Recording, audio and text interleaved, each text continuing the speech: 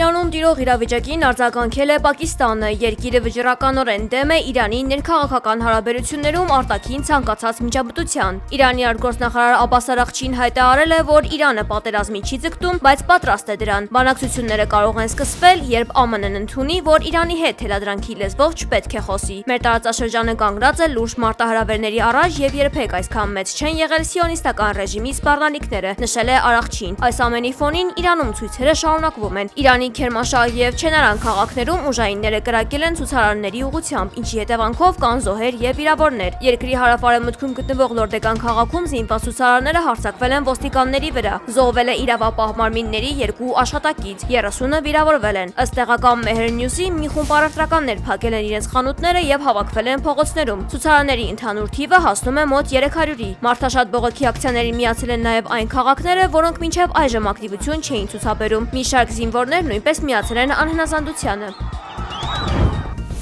Հալեպում ռմբակոծության հետևանքով հայեր են վիրավորվել։ ABC մեդիայի հետ զրույցում տեղեկությունը հայտնել է Հալեպի հայ համայնքի խոսնակ Ժիրայր Ռեյիսյանը։ Գիշերվա ռմբակոծության հետևանքով են վիրավորվել մեր հայրենակիցները, վնասվել են նրանց տներն ու մեքենաները, ասել է Ռեյիսյանը։ Հալեպում իրավիճակը շարունակում է լարված մնալ, լսվել են հրաձգության ու հարվածների ձայներ, սակայն լայնամասշտաբ ռազմական գործողություններ չեն արձանագրվել։ Հայ համայնքի համար ազգային առաջնորդարանի սրահները բացվել են ապաստան տրամադրելու նպատակով։ Նա նշել է, որ գործում են կամավորական խմբեր, իսկ Կարմիր խաչի բուժկետը շարունակում է բաց մնալ բժշկական օգնություն տրամադրելու նպատակով։ Ըստ Ժիրայր Ռեյիսյանի, համայնքները փորձում են հնարավորինս աջակցել միմյանց։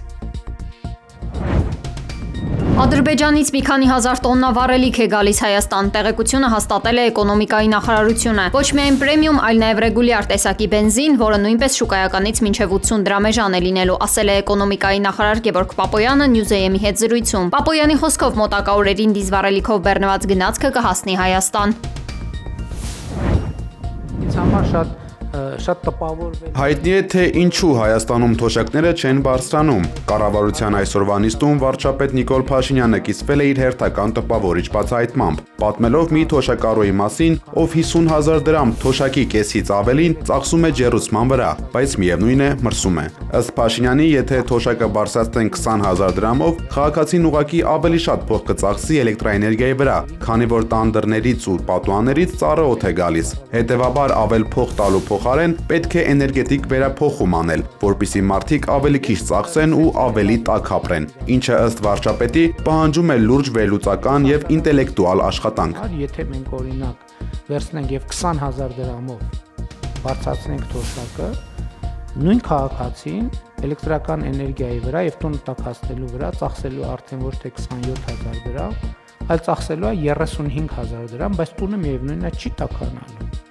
որովհետեւ այդ տանը կան բազմաթիվ խնդիրներ, սկսած պատուհաններից, վերջացրած դռներով եւ այլն, վերջացրած պատերով եւ այլն, եւ այդպես շարունակ։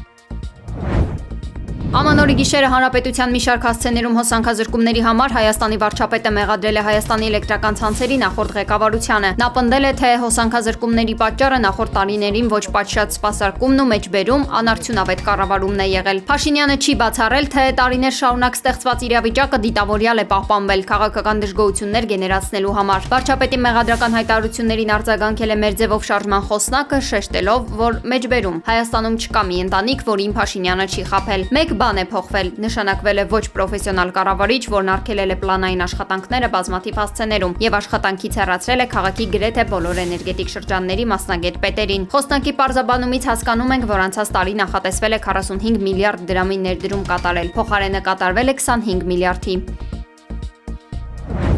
Սրբազան պայքարի գործով հերթական դատական նիստը եւս լարված մթնոլորտում է անցել։ Նիստը աղոթքով սկսելուց հետո Բագրատ Սրբազանը դիմել է մեղադրող կողմին, կոչ անելով ընտրություն կատարել իրավական եւ բարոյական հարթությունների միջեւ։ Նա շեշտել է, որ եթե մեղադրողները շրջանցում են իրավական կողմը, ապա պետք է գոնե տղամարդկություն ունենալ չշրջանցելու բարոյականը, իսկ եթե բարոյականն են շրջանցում, ապա պետք է խստորեն հետևեն իրավունքին։ Ուրեմն, եթե ձեզ դուր չի գալիս տղամարդ լինել չլինելու հանգամանք, ուրեմն մի եղեք։ Երկրորդ,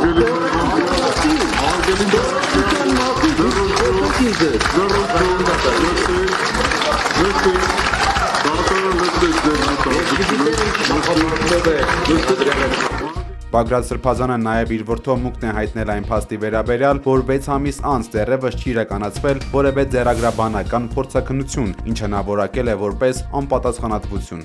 Դատախազը խորհրդարան է Հակակոռուպցիոն կոմիտեն հաստատել է, որ Պաշտպանության նախարարության երկու տարբեր զորամասերի ծառայության պետը 2024 թվականի ընթացքում յուրացրել է շուրջ 160 միլիոն դրամ արժողությամբ 37 միավոր ջերմատեսիլ նշանոցներ։ Պաշտոնատար անձը պահեստներից հափշտակված թանկարժեք սարքեր է վաճառել է Երևանի մի բնակչի, դրանց իրական արժեքից մոտ 10 անգամ ցածր գնով 50-ից 450 հազար դրամով։ Հանցագործությունը քողարկելու նպատակով նա կազմել է պաշտոնական կեղծ փաստաթղթեր, իբր սարքերը սահմանված կարգով հանձնված են եղել։ Պաշտպանության նախարարության պաշտոնյան կալանավորված է, նրան մեղադրանք է ներկայացվել գույքի հափշտակության ու պաշտոնեական կեղծիքի հոդվածներով, իսկ սարքերի գնորդը մեղադրվում է հանցավոր ճանապարհով ստացված գույք ձեռք բերելու համար։ Ստամբուլում ուժեղ քամիները պատուհաս են դարձել տեղի իշխանությունների համար։ Տուզլայի շրջանի ծովափում բարձր ալիքների պատճառով մի շարք փոքր նավակներ վնասվել են, որոշները ջրում սուզվել։ Քաղաքում սաստիկ փոթորիկի հետևանքով ինքնաթիռը չի կարողացել վայրեջ կատարել եւ նորից երկինք է բարձրացել։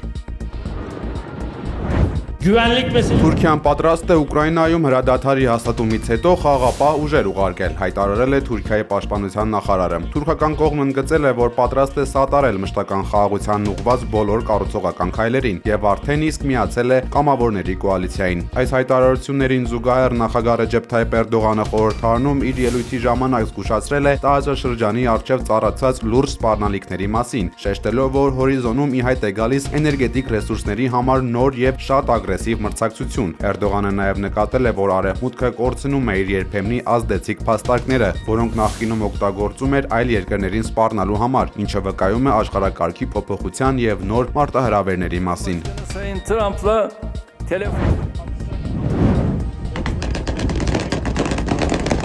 Ռազմական բյուջեի տեսակը, որը ունի ԱՄՆ-ն, բնորոշ է երկրի, որը պատրաստվում է համաշխարհային կամ տարածաշրջանային պատերազմի, նշել է ամերիկացի լրագրող Թաքեր Կարլսոնը։ Նրա այս դիրքորոշումը կապված է ԱՄՆ նախագահ Դոնալդ Թրամփի ռազմական բյուջեի վերաբերյալ հայտարարության հետ։ X-ի իր միկրոբլոգում Թրամփը գրել է. «Մեջբերում ԱՄՆ ռազմական բյուջեն պետք է լինի ոչ թե 1, այլ 1.5 տրիլիոն դոլար»։ Գումարի ավելացումը ԱՄՆ նախագահը կապել է սպասվելիք խոցելի եւ վտանգավոր ժամանակների հետ, նշելով, որ նմանօրինակ բյուջեն կօգնի ունենալ երազանքների բանակ։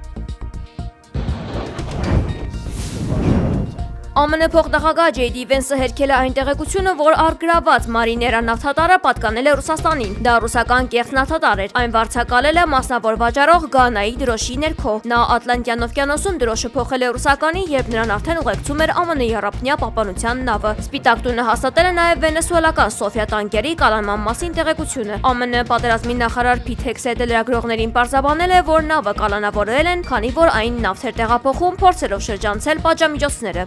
Because the oil blockade, the quarantine of oil